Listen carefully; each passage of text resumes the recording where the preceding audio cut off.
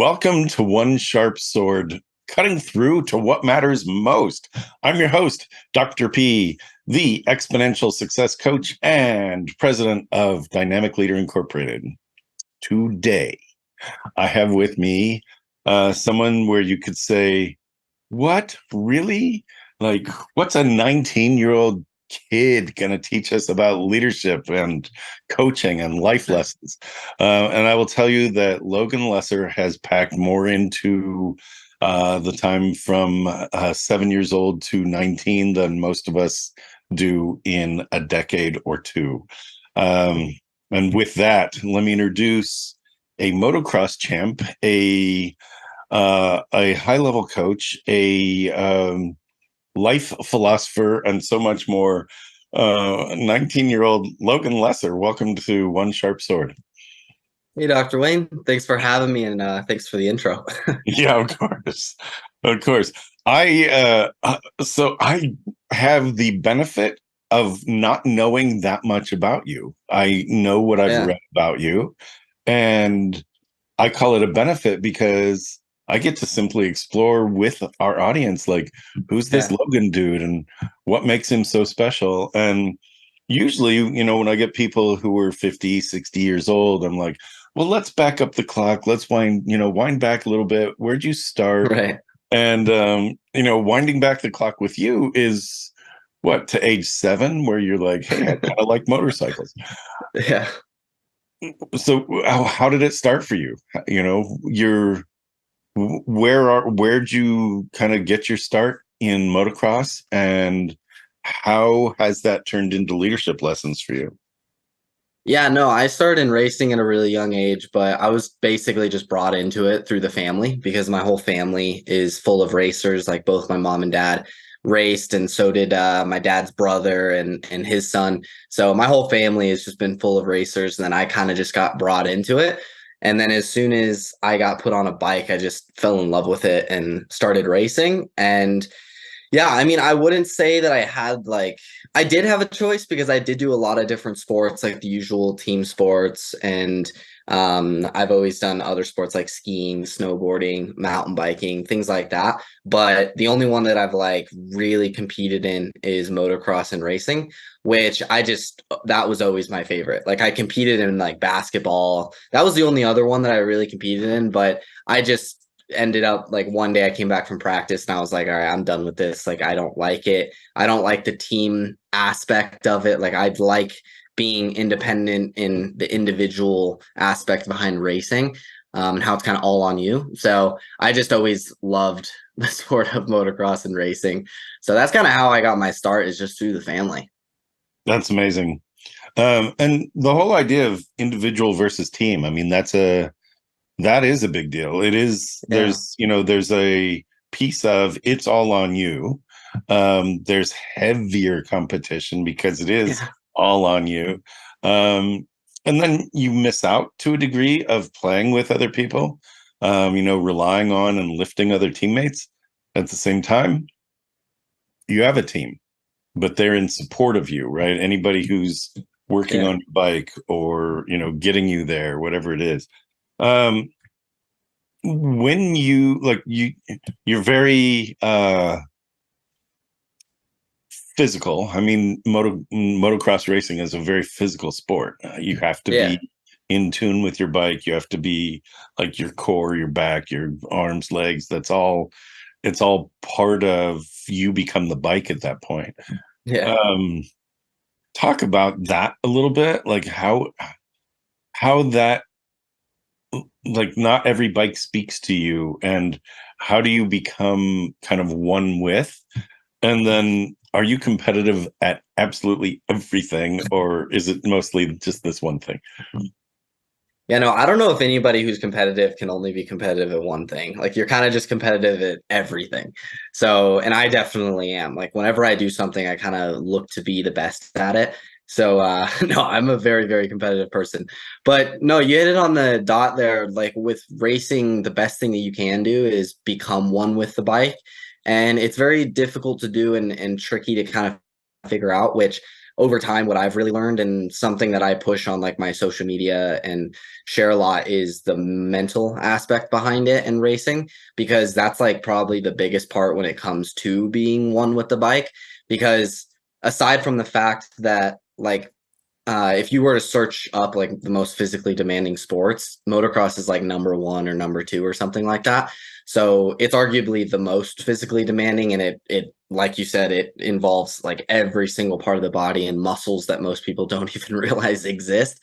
So it's very, very physically demanding, especially when you get to like the pro ranks, which is you're out there on the track racing for 30 minutes plus 2 laps, just nonstop going, and the average heart rate is like 180 beats per minute. So that is like unheard of with most sports, because even with team sports, like when you get tired or fatigued, you kind of get swapped out with your teammates and you get a break. So you're only really going at it for maybe a couple minutes at a time.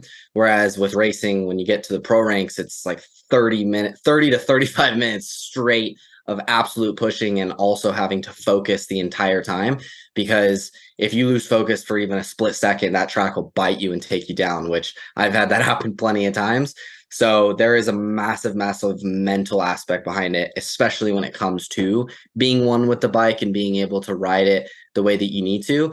Obviously, you need to learn all the techniques and the specifics of actually being able to ride, but once you get to a certain level, and I heard an Olympic swimmer say this, once you get to a certain level, everybody's talented, everybody's got the skill, they know what they're doing, and they know how to do it.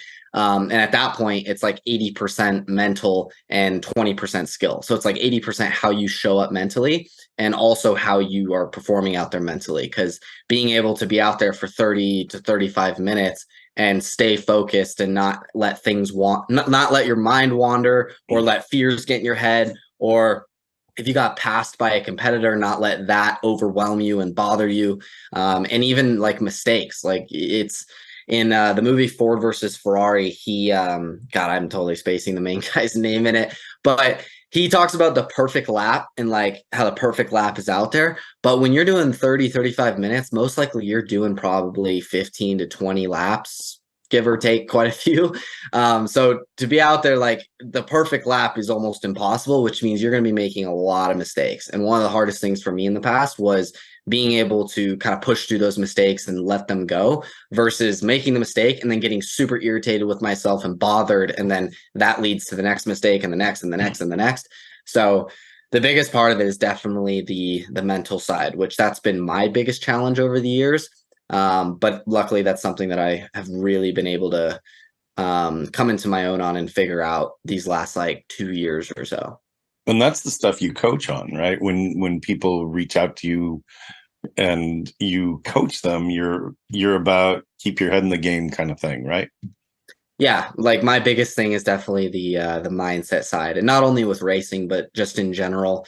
Like I've just learned a lot over the years from running my business, as well as obviously racing and traveling the world on my own, that like the mindset side of things and how you view the world and your perspective on things is extremely, extremely important. Being able to control your reactions and your emotions, and just overall just having a really, really strong mind, because I think that that is the number one thing. And it's funny because for the longest time, like all these really successful people and these rich people and those who are like the most successful in whatever area, most of the time they're always talking about how like the foundation is your mindset and you need to have that mindset. And I've been to multiple of the like entrepreneur conferences with some really high level speakers, and it's funny how much they talk about mindset. And in the past, I would kind of blow it off and I'd be like, come on, can you get to the tactical stuff and the strategies and those types of things? But then I realized like how important the mindset side of it actually is.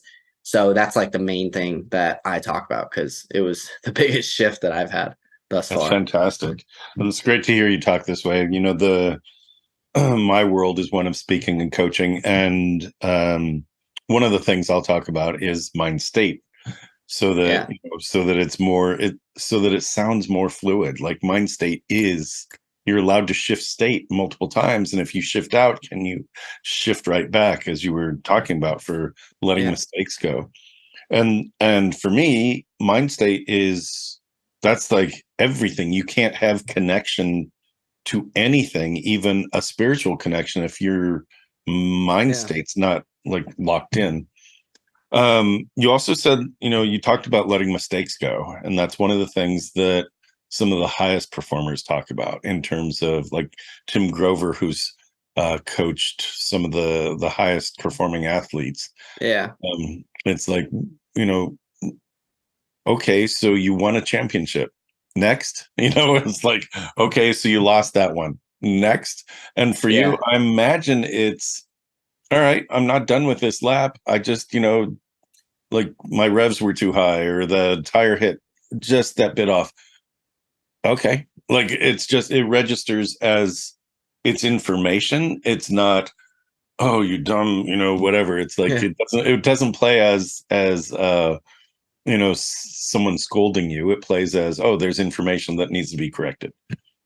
Yeah, no, definitely. And like you make mistakes in all areas, in like with business or just like in everyday life, and then also with racing. And I think there's different ways to approach different situations because on the track, like one thing for me, and I talk about this a lot, which is like getting in the zone or getting into that, clicking into that flow state and to where like your riding is effortless and easy and you're just flowing perfectly and it almost feels like I actually heard the guy say it in the new movie Gran Turismo, and he just hit it on the dot.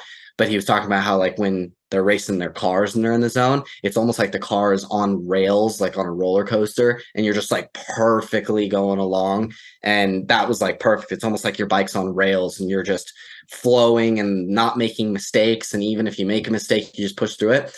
And being in the zone and being in that flow is like you're not thinking at all, and you're kind of just like you're just doing your thing. And you are on the bike, obviously you do have to think as you go, and you have to like see what's in front of you, and things are happening very very quickly and you're moving really fast and you're coming into bumps and ruts and all kinds of different terrain that is extremely extremely tough to get through, and you got to major speeds and you got to be able to make those quick decisions, but you're almost not even thinking about it, but you're reacting the right way. So it's kind of hard to explain, but it's just that being in the zone and being in flow, which when you make a mistake out there, like the way that I do it is I'm not analyzing like why I made that mistake or anything while I'm out there. It's more of literally letting it go. And funny enough, like the strategy that I've learned that actually works quite well for me in terms of that specifically is like called the let go breath, which if I make a mistake or like you said, the like shifting in and out of different mind states, if I shift out of the zone or I get out of the zone or I get out of flow state for a bit and I kind of my mind starts racing, then I'll simply just do like this breath where I just breathe in and like I imagine saying, or while I'm out there, I'll even say it out loud, where I basically say let as I breathe in, and then as I breathe out, I'll say go. And basically, I'm just letting go of everything. Like if I just made a mistake, then I do that and I let go of it, and then I can just move on from it. And if my mind starts racing or thinking of something else or starts getting nervous or whatever it is, then I use that to kind of let go of whatever those thoughts are, and then I can kind of recenter and regroup back to the zone or getting back into flow or getting back into that mind state that I needed to be in. So that's specifically what I use. But yeah, it's almost like you're not really thinking out there, but at the same time you are. And it's kind of hard. It's kind of a hard phenomenon to explain when you're in the zone like that. But It's it is amazing. actor observer, like you're in the moment and there's a part of you watching you in the moment. But Yeah. mostly you're in the moment. It's like Yeah. that's awesome. I use there are times that people will just kind of get into this negative thinking kind of cycle, and I will encourage people to say out loud reset, and you just like you're commanding yourself to get this reset of your mind state. And I love let go because you've commanded yourself, you've trained yourself that that's the key to almost a meditative flow for you. Like we're in it again, let's go, right? And it's like Yeah. that's awesome. That's awesome. um let's talk drama a little bit, just because Yeah. that's fun. There have been, it's not you don't just choose to pump your heart rate up to 180 beats a minute. That's like that's tachycardia, and it's scary. And most, if you did that in a hospital, they'd be working hard to bring your heart rate down. Yeah. Um, so it doesn't start there. It's sort of like you're on, and then when do you hit that? Like, is it your first jump? Is it as soon as the gun goes off? Like, when do you hit, holy crap, I'm feeling my heart rate race? It's like, when does that happen for you?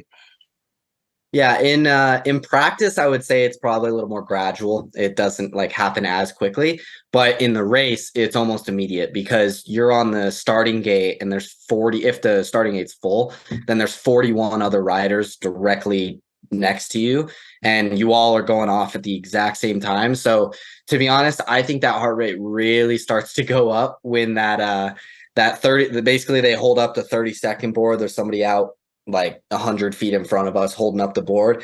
And as soon as they hold that thing up, like your heart starts pumping. And then when they bring it down and turn it, that means that there's probably like 3 to 5 seconds before the gate is going to drop.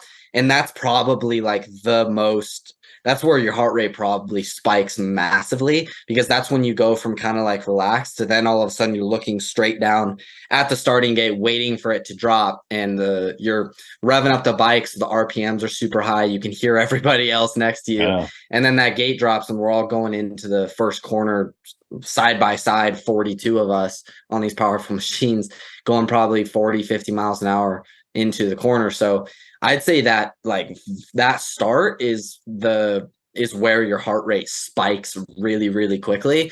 And then that entire first lap is like you're kind of I think your heart rate already hits 180 on that very, very first lap and is probably the highest out of the whole race because that's when the most chaos is happening. Because that's when everybody is bunched together and everybody's making passes and making moves and making things happen quickly. Whereas like as the race goes on, most of the time, that's when things start to spread out a bit and everybody kind of gets into whatever like the position is that their speed is getting them to, or just everything's a bit more spread out and you're kind of able to ride your own race a little bit more. Whereas that first lap is just chaotic. So no, I think that's when the heart rate really spikes the first time. And it probably hits upwards of like 190, 200 in that first lap. Do you ever feel like you're missing that adrenaline rush? Because I mean, your heart rate spikes because the adrenaline kicks in, right? So Yeah. it's like, when you're not on a bike day to day, week to week. I don't know if you're on a bike every single day or if it's, you have a couple of days off and you start to get twitchy. Do you ever feel like, I need to be back on my bike? Does that ever hit you? I will say that over the years, I have found that like I do get bored very easily and it's hard for things to really amuse me or for me to get much enjoyment out of things that most people get enjoyment from. And I think that's also what led me into like my business and stuff is because that's also very chaotic and you're always doing different things every day and you're always growing it. So it's kind of always exciting seeing the next thing happen and moving forward. So I got enjoyment and I genuinely like enjoyed working on my business and growing that and like working on it every single day. Like I did enjoy that. So that gave me that enjoyment, not necessarily the same like adrenaline rush. But aside from that, like I do all kinds of different things that kind of gives me that adrenaline, like jet skiing, wakeboarding, mountain biking, snowboarding. And then I've traveled to South Africa on my own and lived there like 3 months at a time. I think like 6 or 7 times now. And so like that in and of itself is quite the adventure. Yeah. And so yeah, like I've gone hiking down there and then like paragliding, shark cage diving. So I do all kinds of things that are just kind of adrenaline rushes, but then I also like to relax, and watch movies and stuff. So I have found it is hard to it's hard to find enjoyment in the simple stuff sometimes, but yeah, but it is nice to chill every now and then. But in terms of like being on the bike and everything, if I'm at a training facility, which I'm not at the moment, but if I am, then we're riding probably 4 or 5 days a week. So we're on the bike and going. And then aside from that, you're like training in the gym and like doing runs outside and stuff basically every day. So you're still getting that heart rate up and the adrenaline rushing. Like right now, like today, I didn't ride today because I'm just home at the moment. But like today, I went to the gym, did my weight workout, which that got my heart rate up quite a bit. But then I took like a few hours and just did some work and everything. But then I went back and did an hour run on the treadmill. So that got my heart rate up and everything. So, I mean, I definitely keep it up quite a bit and I do things like that, which those types of things do give me that like fulfillment and that feeling of accomplishment because it's like, man, that was hard. And I just did that. I just killed it. So yeah, I've kind of found what brings me that fulfillment and stuff. So it's not really an issue. That's amazing. Let's talk about your business. You've Yeah. started a business. You started it when you were 15, if I remember correctly, from what I read. Yeah. What is the business? How's it doing now? Where do you see it going? Yeah, so when I was 15, that's like what got me into the online business stuff. But when I started, I think I was 16, or I was going on 16 when I actually started like my actual business, which is a marketing agency.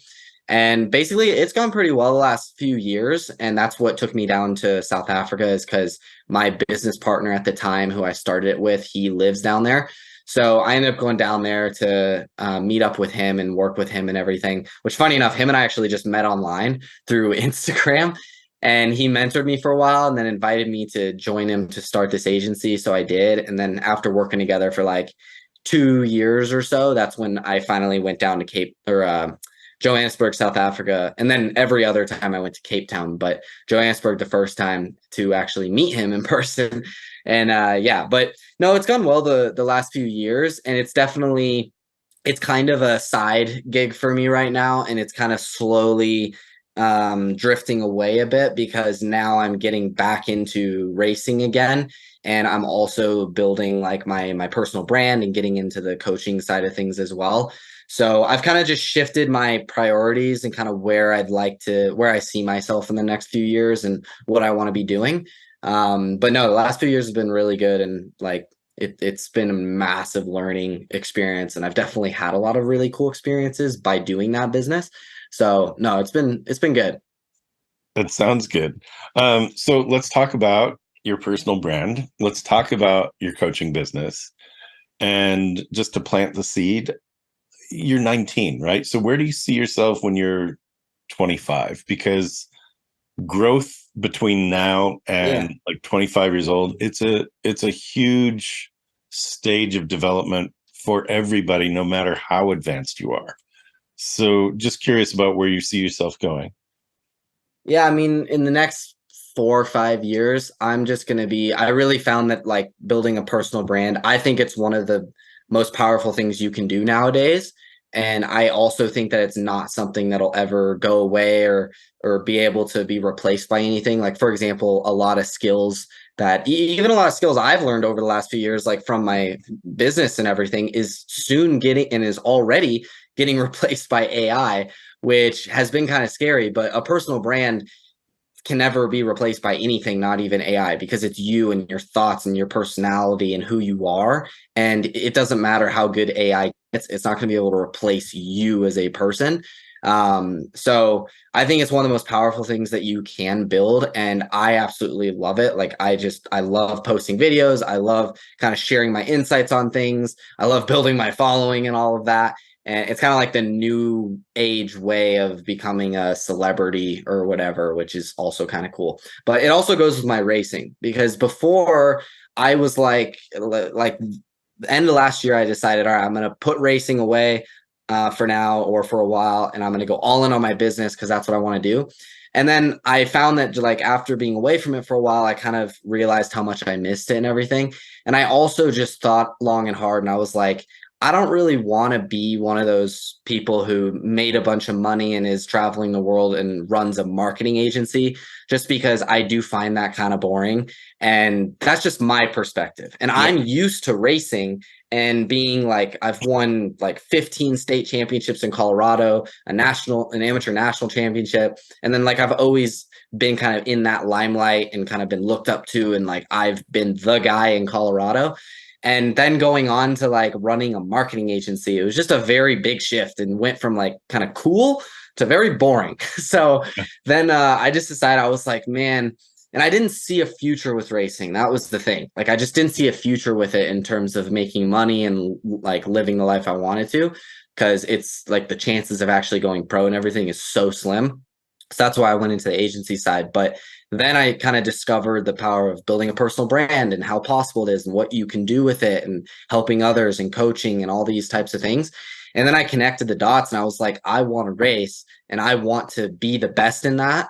And I also found this thing that'll actually benefit from me racing and becoming the best in it, because the better I do with racing, the more my personal brand can grow and the more authority I have and all of that. So I kind of found this way that I can go all in on racing and try to become the absolute best out there and still have this business that is actually growing more and more because of that. And that's kind of like my income and all of that. And then this is also just what I absolutely love to do. So long story short, in like 4 or 5 years, what I ideally want to see myself doing is racing for factory KTM, and then also having like a following of 500,000 to 1 million people on social media, like across different platforms, and just making like a full-time income or really good income from that, and just helping people with the things that I've learned and experienced. That's great. That's great. You know you are bigger than the life you are leading. It really is time to attend to that thing you've wanted to do or have, but you've been putting off. It's time to step into that dream you've parked for someday. It's time to claim true well-being, both personally and professionally, without giving up the success that got you here. It's time to check out Dr. Pernell's signature small group retreat, the Exponential Success Summit. Explore exponentialsuccesssummit.com. Seats are extremely limited, as this is a very special small group event. www.exponentialsuccesssummit.com.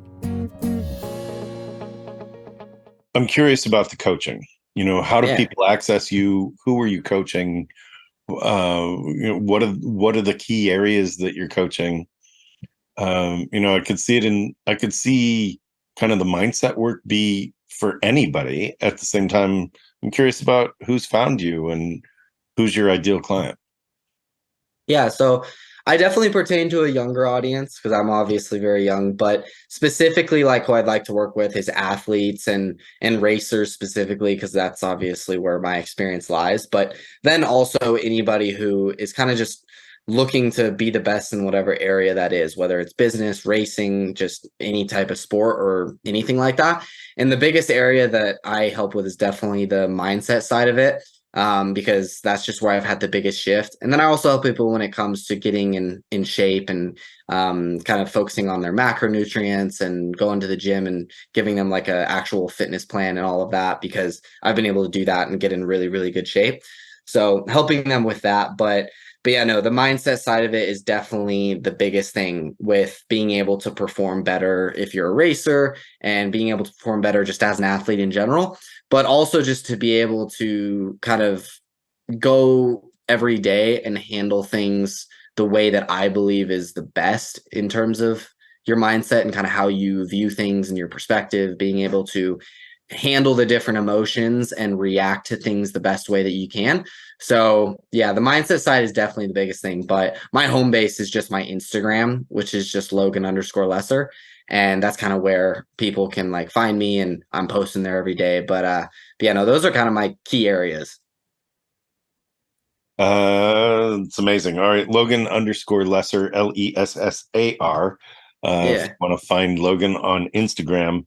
What pisses you off? What gets you like, you talk about mindset and still, I'm pretty good at it. I'm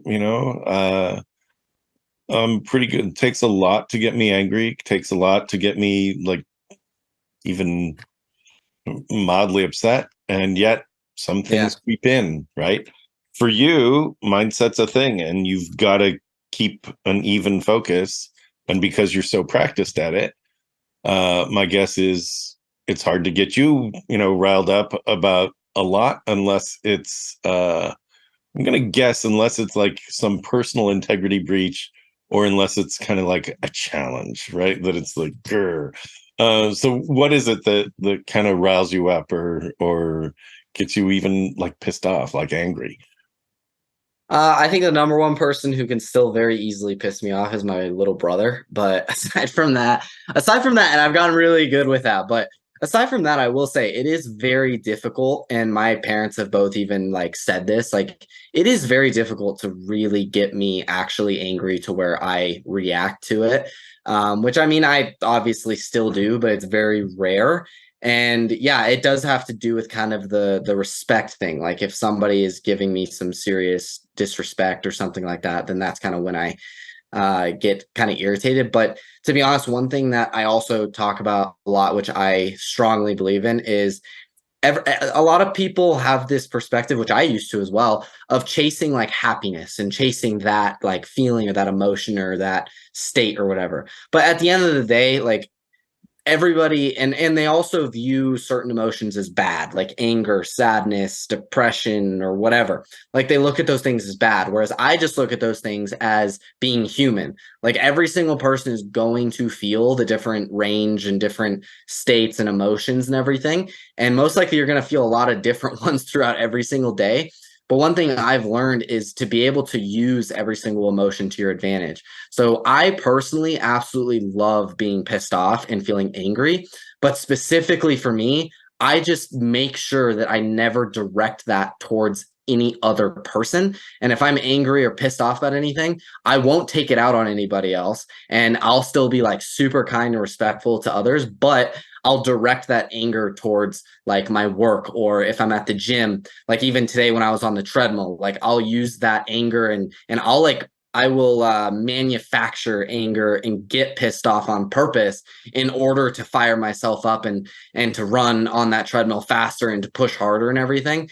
So I think it's important to be able to use the different emotions, and then like other ones like sadness or heartbreak, which heartbreak is probably one of the most powerful ones, which I've been doing with that a little bit lately, but I've just been using it because it just makes me want to be better and to become better. And it just motivates me to become that better person. And specifically with heartbreak, like if it's a girl who broke your heart or something like that, then you can use that to basically be like, I'm going to become so good that she'll see me in the future and wish that she didn't mess that up, or wish that she still had me in her life, or whatever that is. Like she'll see me as way better or something like that. But no, I just overall, I love using all the different emotions, and I feel all the different emotions throughout the day. And sometimes I'll even manufacture them on purpose. Like I love the feeling of heartbreak, of anger, and even of sadness, because those are like the ones that motivate me the most and get me the most motivated. Because to be honest, when you feel joyful and kind of happy and stuff, you're almost comfortable and it's harder to do the hard things. Like if you're joyful and kind of happy, you don't really feel like sitting at your computer and working on that video or working on whatever it is, or going to the gym and really working out and stuff. Like you feel good and comfortable. But when you're like really angry and pissed off, like if you see somebody online who is absolutely killing it and doing so much better than you are and is 10 steps ahead of you, but younger than you, that'll piss you off and make you want to work harder and make you want to beat them and pass them or whatever it is. So I love using the different emotions and like manufacturing them if I can to use them. That's awesome. I have a different approach, and I think that every approach is reasonable. You know, that joy is what drives me. Actually, like I wake up and I am unreasonably perky. Yeah. Right. I annoy people with my perkiness. I'm like, let's go. It's a great day. It's time to do this. And that actually, like, I'm drawn towards the things that I love because of that. There are others in the world, and I wanted to point this out because everybody has a different style. Yeah. And to be able to have our listeners and our viewers be able to say, oh yeah, that's more like me, or oh yeah, I get that, right? I get what Logan's doing. Because there are those that need to push against, and it's like, oh, I am so not that. I'm gonna show them. And Yeah. right, and that is super useful to push against. It's also super amazing to be drawn toward, and I think there's a time for both. At some point you get to a place where you go, huh, I no longer need to show them. I'm doing this for me. And it's like Yeah. right, the people that you're going to show, and they'll wish this and they'll wish that, they become vapor because the vision of where you're headed becomes so strong. And that's an amazing state as Yeah. well. So I'm glad you said all of that, because it allows for some leadership lessons along the way. And that is kind of what I fold into my podcast, is no matter who I'm interviewing, it's Yeah. like, there's always a great leadership lesson. What other lessons might we offer our listeners, viewers at this point? Like, what have you picked up along the way that's like, you know what, if I had 1 to 3 things to tell people, these would be the things, or this would be the key thing? Yeah, I will say one of the most powerful ones for me, which it's funny because I see so many other people, even my family members, who have not learned this yet. Mhm. And it's been very, very powerful for me. And I didn't understand it at all at first. And it was actually my previous business partner who helped me understand this, and he's the one who taught it to me. But it's the idea of just remaining in a state of calm at all times. And I didn't get it at first because it was when I first went to Johannesburg the first time, and I had first met him in person and everything. And he got to experience me in person as well. Because before then it was all virtual. Like we would hop on calls together or message and all that. So we didn't really experience what each of us was like in person. So he got to see me and kind of see how I react to things. And I was only 17 at the time. So, which is kind of funny because that was only 2 years ago. But I mean, hey, a lot happens in 2 years. But no, I was very emotional, and I would react to things very emotionally back then. And he's the one who taught me not to do that. And specifically, he would tell me like that I need to control my emotions a lot more and remain in a state of calm, which I didn't understand because he would basically say, like, even when something really, really good happens, or if something really, really bad happens, you need to just stay calm and not get too excited and everything, which I disagreed with him at first because I was like, yeah, but I want to feel that excitement. Like, that sounds like such a depressing way to live, just staying like calm all the time and not feeling so excited and everything. But then I actually realized how powerful it is, because now, like, regardless of how I feel or regardless of what happens, I remind myself to just stay in a state of calm. And if something amazing happens or something goes really, really well, then I'll still stay relaxed and stay calm with it. And I'm still excited about it, and I'm still super pumped, but I still keep my emotions in check and stay calm. But the same thing happens if something really bad happens, or like if a client left, or like disputed a charge, or if I lost a massive race or whatever it is. Like, I still remind myself to stay in that state of calm and just stay like this at all times, because all of us kind of knows that person who is, when they're happy, they're like the happiest person on the planet. Like, they are the most positive, happy, like everybody wants to be around them. But then on the flip side, when they are not, and they are unhappy or mad or whatever, like, they are like a demon, like they're horrible, and they get like on the opposite end of the spectrum, and they're like way down here. And I think that that's like a big thing, is if you can just stay in this state of calm at all times, then you're just able to react to things a lot better, and you're not having that like massive jump all the time, which I think is really, really important, because having that like emotional control and being able to react to things the right way, it comes from like being calm. And I had a conversation about this with someone in my family, actually, and they were like heavily disagreeing with me, and we were actually getting into a pretty heated argument. But we were talking about a problem that he was having in his business at the time, and it was like massive, massive problem. And I was basically, he was telling me how he would deal with so much stress, and he'd like wake up in nights with night sweats and all this stuff, and it'd be freaking him out all the time, and he'd be all anxious and all these things. And I was just explaining this concept, and I was like, all right, say you had two people who were dealing with the same exact problem. One person is reacting to it, and like when something goes wrong, they're freaking out, getting super angry. They start drinking to try and help it. They're waking up with night sweats. They can't sleep. They're super stressed out. They're freaking out. They're getting angry at people trying to fix it. And then the other person who's dealing with the same problem, they're able to stay in a state of calm, and they're looking at it and they're like, all right, this isn't ideal. I wish this didn't happen, but what can we do to fix it? Like, what are the best ways for us to try and get through this in the best way and have the best outcome possible, and just overall staying calm? And I was like, which person would come out of this situation the best? And he still wanted to disagree with me. And he'd be like, well, you don't understand. Like, you're not blah, blah, blah. And you're only 19 or whatever. And I was like, yeah, but this is common sense. Like, obviously person number 2 would handle it better. So I was just trying to explain like that concept, and just kind of reminding yourself, regardless of the situation, to be like, okay, let's stay calm with this, and let's try and figure out the best like logical way out of it. But that's been the biggest thing for me. And it also just helps in general, because then you're not like feeling those really heavy feelings of like sadness or depression or things like that. Because after a while, when you're practicing like staying calm and having a very calm reaction to whatever it is, then things don't really phase you. It's actually going back to like me getting pissed off with things. Like, most things don't really phase me because I practice this like calm all the time. That things that used to really bother me or get me super emotional, now I kind of just brush it off, and I'm like, does that really matter? Like, is this thing that just happened going to matter in 5 years?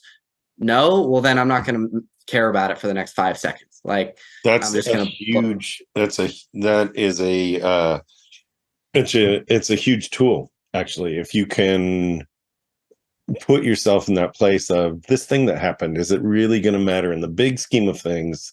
Yeah. You know, this person said something negative about me, or this person took something of mine, or this person, you know, did something to, you know, to upset whatever work I was doing.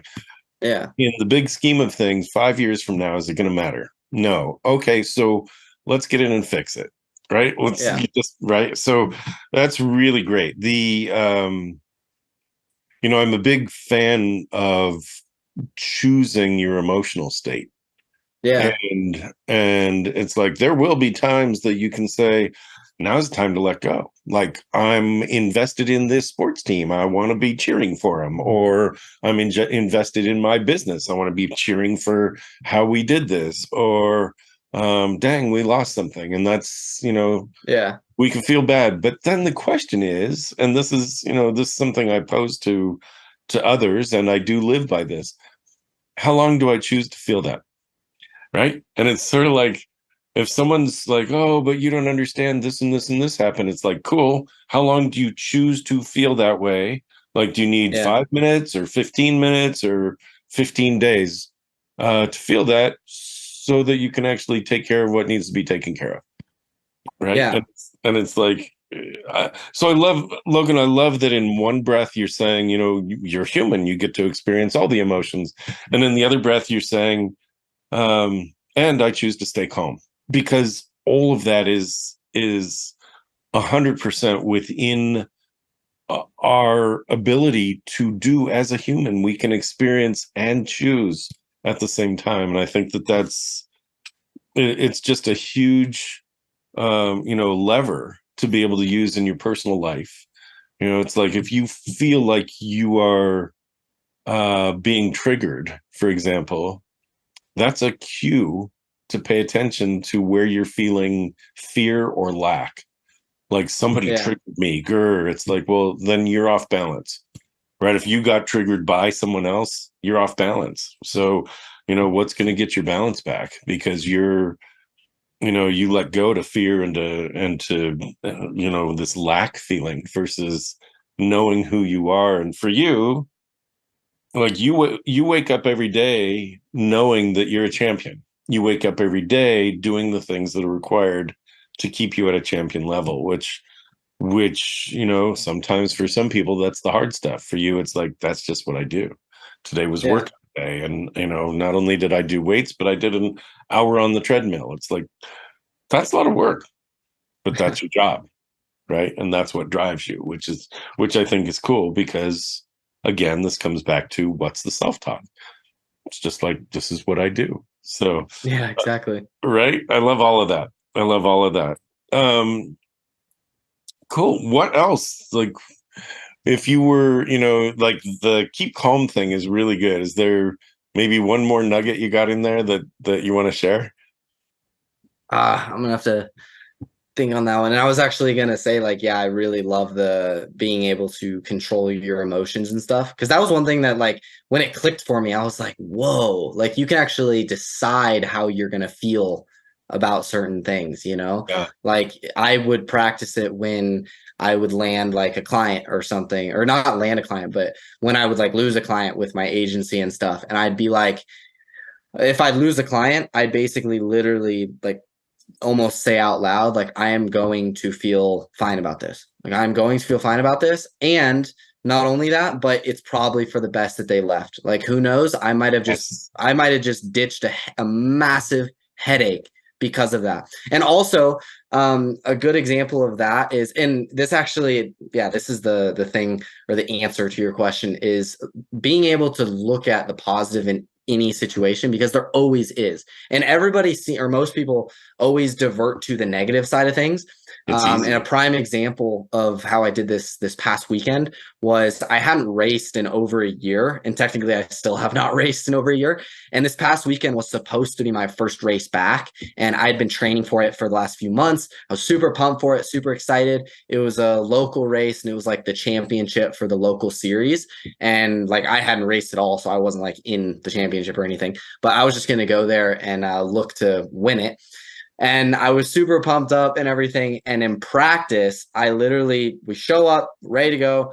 I'd been training for months for it. And then literally in practice, I was like 4 laps in, and I made a dumb small mistake, and I went down, and it wasn't like a hard wreck by any means. It was kind of high speed, but luckily the dirt was still pretty soft because it was early in the morning. So I didn't get hurt or anything like that, but the way that I went down, it just slammed the bike into the ground the wrong way and destroyed the radiator. And the radiator is not an easy thing to fix or find a new one for at the race. So literally, like, that ruined the entire race, and we ended up leaving and just going home because there was nothing we could do. Like, my bike was just done. So that was a massive bummer, and I'd been working really hard for it, and I was super excited for it. But I was very, very like upset internally about it. I was like, man, I really was looking forward to racing. And all my buddies were there too. And it would have just been really, really cool. So I was definitely upset on the inside, but on the outside, I was still just staying calm. And I kept reminding myself, like, maybe, I don't know for a fact, but I'm going to choose to think this way. Maybe there was a reason why that happened, and I shouldn't race today. Like, it's probably better that I didn't race today, because who knows? Like, maybe it was just meant to be that I did not race.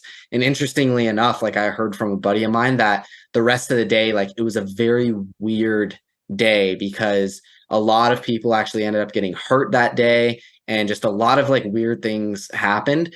And just a lot of mistakes, and some of the top guys, they wrecked and got hurt, and a bunch of people got taken out with the ambulance and everything. So it was like I heard that from them, and I was like, wow, that's kind of crazy. So even my mom came up to me later that day, and she was like, maybe it's a good thing you didn't race. And I was like, I've been thinking that since I got off the track from practice.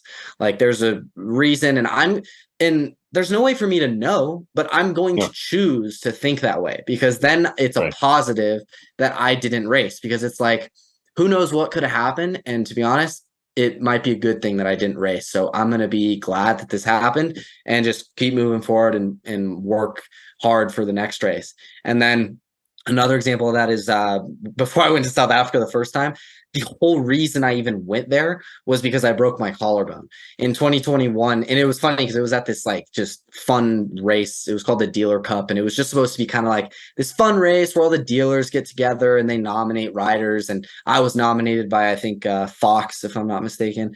And basically, like, the dealers would nominate a rider to race for them and represent them. And it was just supposed to be like a cool, fun time, no big deal, no high stakes, nothing like that. And literally my first race out, first lap went down, and the way I went down, hit my collarbone and it broke.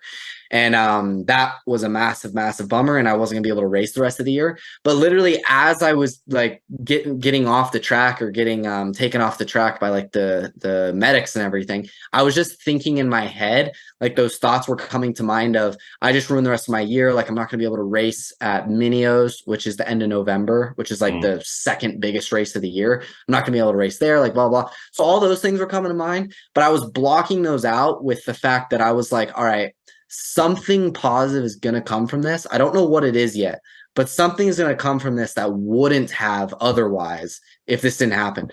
And interestingly enough, I broke my collarbone, so I wasn't able to race for the rest of the year, which gave me the perfect opportunity to go and fly down to South Africa, which I had been talking to my business partner about for a while. But the biggest problem was that my racing was getting in the way, because racing is like a full year-round thing. So there's not really a break for me to go down there. And if I was going to go down there, I was going to be down there for at least a month. So I was like, there was no time for it. But then that happened. And I all of a sudden had like 4 or 5 months that I wasn't even going to be able to do anything anyway. So I was like, this is the perfect time. So then I ended up going down there, and it was one of the best experiences that I've ever had. So I just, long story short, I choose to see the positive in everything, or at least believe that like something positive is going to come from this experience that most would have looked at as negative. But I just look at it and I'm like, all right, this was meant to happen, and something's going to come from it that wouldn't have otherwise. So, and that's just the way that I look at things. And something positive always comes out of it. Like it's not very hard to see the positive in things if you actually look for it. It's amazing and so true. And I mean, it's so true. Like, I really want to underscore that it's easy to get sucked into the drama. It's easy to get sucked into, have you seen the news? Or you look at social media, and what grabs eyeballs is drama and trauma, and it's like So the message of stay calm, the message of choose. Like, I'm a big one for choose. My first book, Choosing Your Power. It's like, choose is so powerful. Choose to see the positive in any situation is a great statement to make, and a good tool to take with you. Something positive is going to come from this that wouldn't have happened otherwise. Just having that is kind of a rule to filter any situation with. It's like, that's really, really, it's powerful. It's very powerful. I was going to say powerful and awesome, and it was what almost came out was really weird. So it's possum. It's powerful and awesome. That's really, really good. Cool. So do you have other social, or do you prefer people to find you on Instagram? Logan, just Instagram. Lessar. I'm just focusing on that at the moment. I'll probably have more socials in the future, but I think Instagram will always be my home base. It's just kind of my favorite platform and everything. So cool. That's where everything is. Yep, a lot of things spring from that, so that's cool. Good. Any, we're in the last couple of minutes here. Anything else? Either tidbits of wisdom, or where people can find you, or the next big thing for you? Yeah. I mean, people could just find me at that Instagram, Logan_Lessar. But aside from that, no, I'm excited because it was actually very recent that all of a sudden my plans have like shifted, and I've gone from just wanting to build this massive agency and travel the world with that. I still want to travel the world, but now I'm like, I want to go all in on racing and become the best there is with, and build this massive personal brand. And I'm very excited about it. And I've been working really hard these past few months, and I'm going to continue. Planning to go to that race, Minios, at the end of November. And it's like the second biggest amateur national in the country of the year. So I'm looking forward to doing that. And that'll be my first race in over a year. So, which is interesting, but just going to get thrown to the wolves. But no, I'm excited for it. And I do genuinely think that I've got a superpower that most people don't, which is the power of my mindset and just being able to kind of understand how it works and be able to approach the race the right way. And and be able to handle the pressure and the stress way better than anybody else. And I've got my technique and my system for being able to get into the zone and get into that flow state every time I ride, and be able to show up, and doesn't matter who else is there, just be able to ride my own race and become one with the bike and everything like that. So no, I'm excited for that. And yeah, and I mean, the biggest thing that I think people should definitely look into is mindset, and just really learning as much as possible about it, and just uncovering that superpower, because it is funny how most people don't have any control over their mindset, their emotions, their reactions to things, and it gives those who do massive upper hand in all areas. So I think it's the most powerful thing for sure. So true, and you're in the right place for that. So for our audience, wow, watch Logan Lessar on his climb. You said you're going to be thrown to the wolves. Every wolf pack needs a leader, and I think you're going to come out, being that. So, looking forward to watching your future. I appreciate having you here. It's been really good, Logan. Yeah, thank you. I appreciate it, and I enjoyed the conversation. I did too. Thank you so much. All right. That was Logan Lessar, Logan_Lessar, Lessar on, find him on Instagram that way, Logan Lessar, Logan_Lessar on Instagram. Just amazing. So happy to have had that conversation. Yeah, definitely is right. That's so good. This is we one did go sharp for the sword. Say it again. Go ahead. Guess we did make it the whole hour. We so did. Must have been good. That's right. That's awesome. All righty. Well, I'm gonna close the show now. Here we go. This is One Sharp Sword, cutting through to what matters most. My guest today, Logan Lessar. I am Dr. P, Dr. Wayne Pernell, the president of Dynamic Leader Incorporated and the Exponential Success Coach. We will see you here next time.